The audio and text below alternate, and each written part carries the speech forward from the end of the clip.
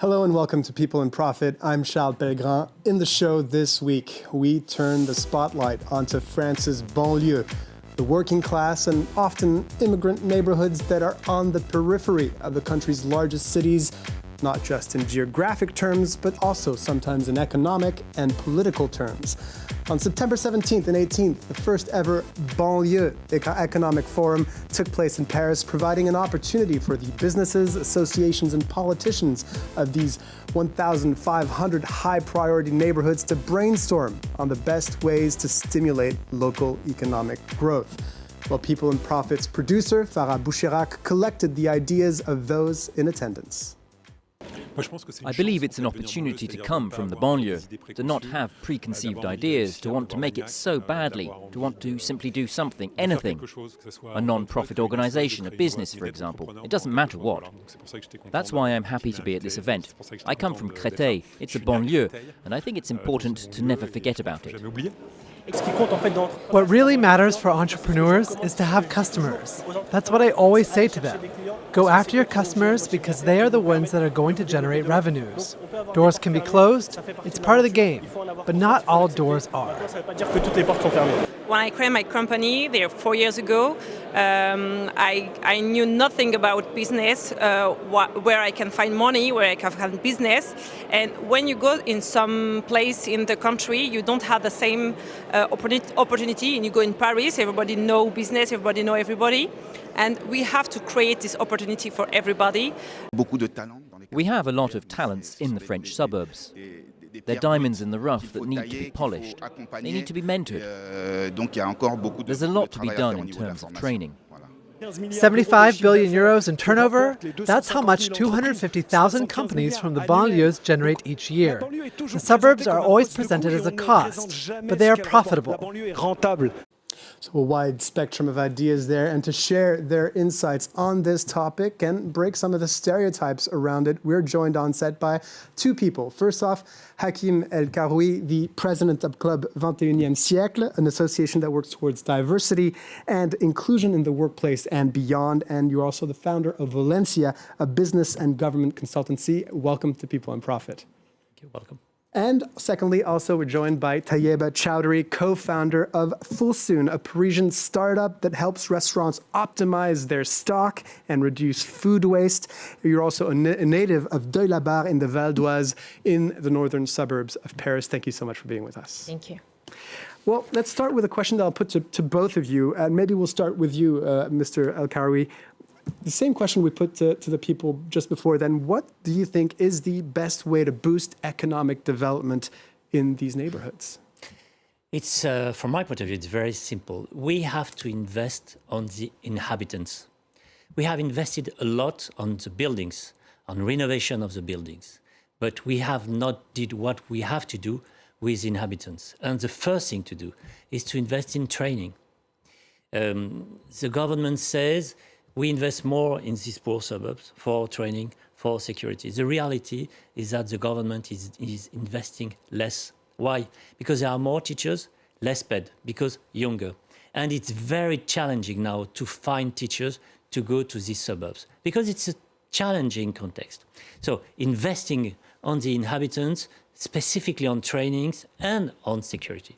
So training and education, the priority there. Is that something you agree with? Is that the top item on the list? Yeah, I completely agree with you because I would go even further. We have to invest in affordable and accessible trainings and tech education. We have to train and empower people living in the suburbs to participate in the digital growth of the country. And for that, they need to know how to code, they need to know more about AI, about software development. So we need to help them in getting these skills. And is this something that you're saying out of experience? Have you felt that you were lacking in training and education when you started your business, or when you were going through your education, on account of being from one of those neighborhoods? So I didn't realize that while I was studying, because I had an engineering background, and my co-founders are data scientists. So that's not something we realized while we were studying.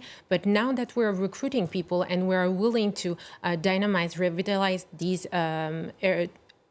unprivileged areas. We are looking for talented people, very motivated, very talented, but there is a lack of training, there are a lack of education in that areas. So for me, that's something we really need to focus on. So what's the best way? I mean, you talked about of getting teachers to go into those areas. What about at a higher level, post-secondary education in terms of training programs? How do you invest into a reservoir of professionals and workforce in those neighborhoods? What can be done? What policies can be enacted? Yeah, first we have to explain to open the mind, because very often there is a glass under the people. So explains that it is possible. This is not because you have this color, this origin, because you are probably poorer than the rest of the population, that it is not impossible. So open the mind. Second, give the clue, give the skills. What is possible? If you want to be a doctor, we will explain how to do it. Very often, in the poor suburbs, people explain you, no, it's impossible. It's too hard. So open the mind, explain, giving the networks. That's why this kind of initiatives is interesting, because it allows people to have access, for example, to Xavier Niel, one of the French mogul, to have access to key politicians, to have access to investors. So building networks is very important. Second, explain what you have to do if you want to be successful. Access to the information about the future, about training, is very important, and it is not very well spread among the population. If you know the people, you know what you have to do, where do you need to go to in terms of university or high schools. So information and networking. There's encouraging people from these neighborhoods to think, outside the box or beyond what they think is possible. But there's also another element here, is that there is a certain amount of prejudice in the workplace, in the labor market. What can be done to fight that, to fight against discrimination in hiring practices, for instance? There are existing initiatives. There are schools that are preparing young people to get the standards and to be able to face these obstacles. And now I feel like we need to work and team up with big companies, because they also have to do their part. I feel like it's not only the companies in the suburbs, the startups in the suburbs that have to hire people in the suburbs. The major companies need to recruit people coming from these underrepresented areas. They need to train them, they need to give them their chances. And today, what I hear from the young people in the suburbs, in the banlieue, is that they're not even invited to pass to attend and apply to these jobs. So they feel like there isn't any opportunity for them.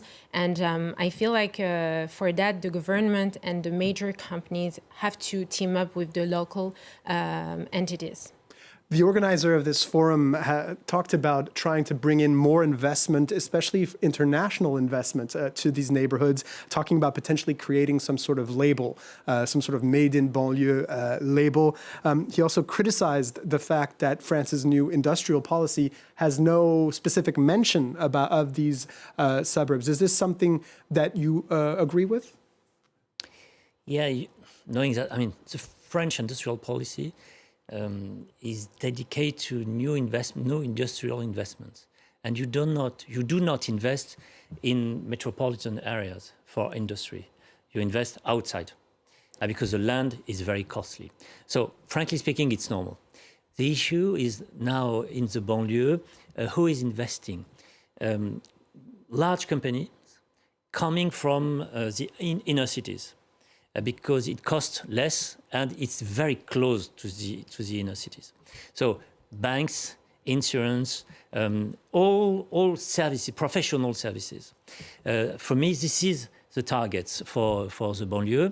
The point is finding people from the poor neighborhoods to enter into these large companies. And that's why we come back to training, vocational training, orientation, and information about how you will get a job. This is, for me, this is key point. Another crucial question here is the question of representation of the banlieue within the business world, and especially at that high level in these corporate boardrooms. Do you have any thoughts on that? Yes, I feel like women in tech and minorities are underrepresented. I feel like new generations don't have examples, they don't have role models they can identify to, and that's super important to kind of break the cycle of underrepresentation and show them that successful entrepreneurs coming from that banlieues do exist, and they can give them hope. Hakim El-Karoui, you're the president of a club that does exactly that strives towards increasing diversity in that field. Yeah, and changing the representation, because people think in France that if you have an Arabic name, Muslim name, African name, you are from the poor suburbs and you are a problem and never a solution. So we wanted to change the representation by showcasing the people, doctors, politicians, businessmen, I mean, from all of us, the society, people who are the solutions to solve the French problem. So, and the targets are both the great public, I mean the population, and people coming from the poor suburbs, to explain that this is possible. Hakim El-Karoui, Tayeba Chowdhury, thank you so much for being with us on People and Profit. That's all for this week. Thank you so much for watching. And you can also dig into our archive either on the podcast platform of your choice or the France 24 app and website. Just look for People and Profit. Stay tuned to France 24.